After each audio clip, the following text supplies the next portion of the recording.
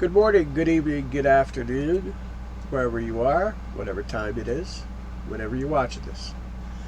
I've been asked a few times what it's like to be a performer in a band, what it's like to be in a rock band or whatever band, what have you, and what it's like to do concerts and things like that. And so basically, I wrote this out last night, actually early this morning, probably around 3:30, maybe 4 this morning because I'm an insomniac and I have trouble sleeping at times. So that's what I did. So this is basically what I experienced during the 30 years that I was gigging and on various different levels because you can have various different crowd sizes. But this is for more of the bigger crowd sizes that we've played to, the over a thousand people. Uh, I've never played to like 10,000, 20,000 people, but definitely played to 1 or 2,000 people, and it was quite the blast. So here's what it's like. Like I said, I don't know what it's like to be one of those huge rock stars that plays to these giant crowds every night all over the world, but I'll tell you what I experienced from my perspective as if you were me for it. So that's the way this is done. This is if you were me, and basically taking you inside my head for the thing for the show. And it begins like this: you practice hard with your band, you work on songs, you get your breathing right if you sing, or even backup sing. You learn the songs and go over them for sometimes 8 hours a day at practices. You have a gig lined up on Saturday, and you know it's going to be a big one because a lot of people have bought tickets. So you want to be ready. You want to give the best performance you can. If anything, you don't want to screw up. A day or a few days before the gig, you check out the venue. You head there, you make sure you have a spot where you're going to set up on stage. Make sure it has certain access to power outlets and things like that. It does. So you're all set there. So you and your bandmates pick your spots on the stage. This is where you're going to set up. This is where you're going to be. This is where you're going to perform. The day of the gig comes.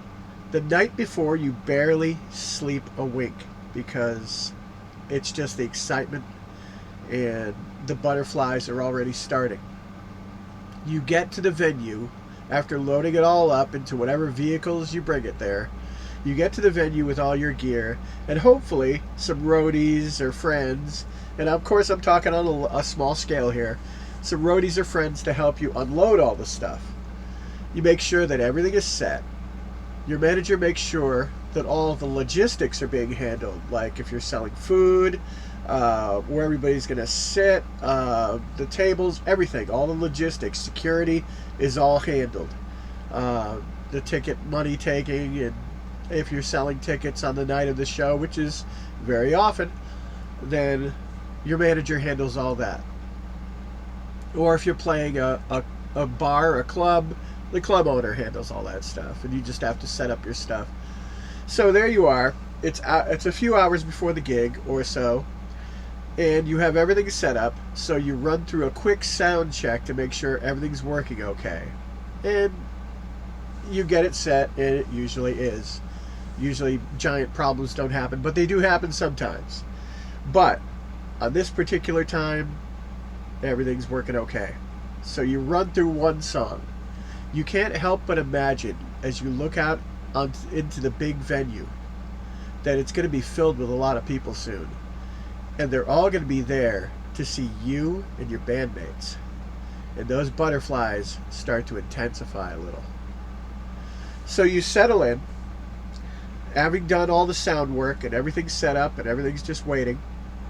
You settle in and wait for people to arrive. You see them starting to line up. More butterflies.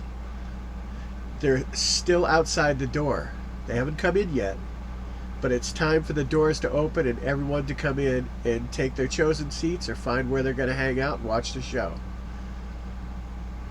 So you go backstage until it's time to go on. Backstage, you sit with your bandmates, your friends, or whoever's going to be back there, and you can hear the people talking as they're coming into the venue.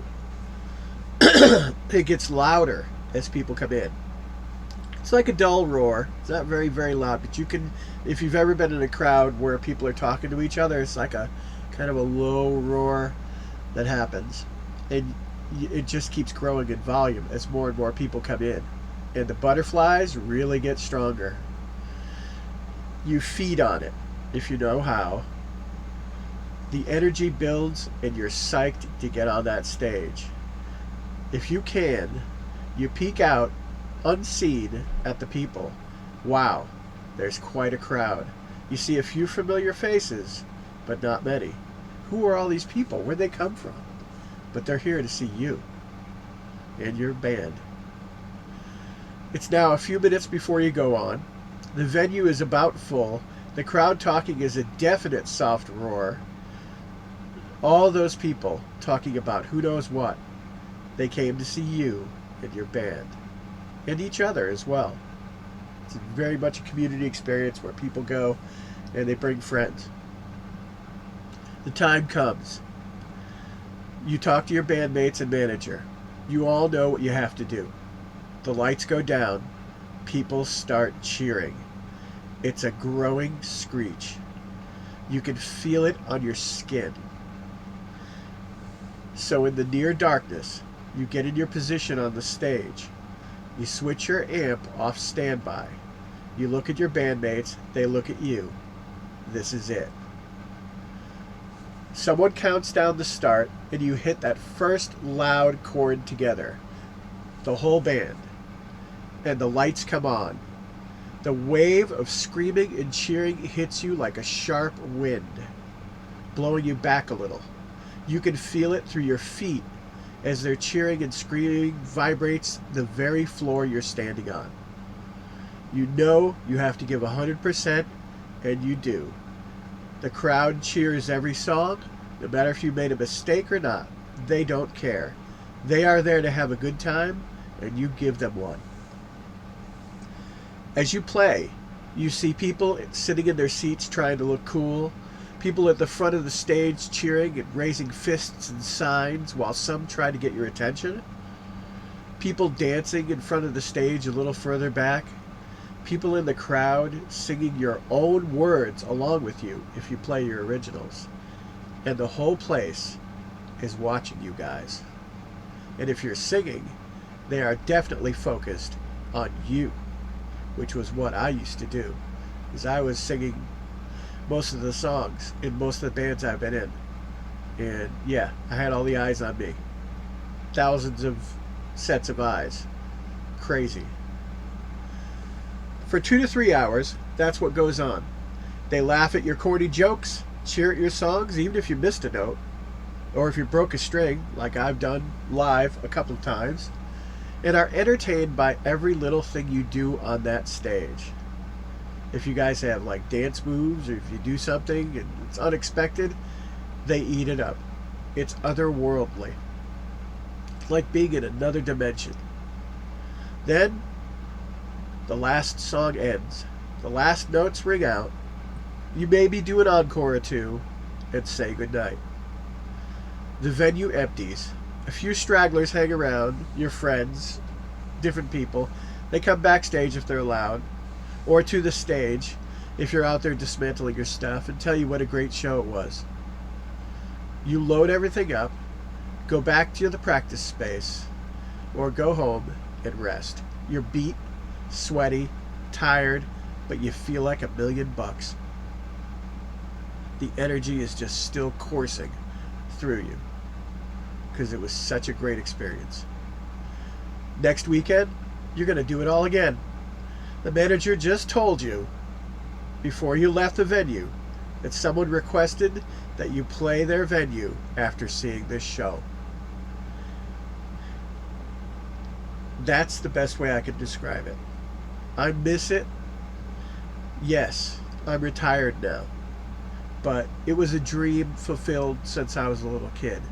And for that, I will be forever and ever grateful. So that's what it's like. Thank you for listening. And thank you for watching. Have a good day.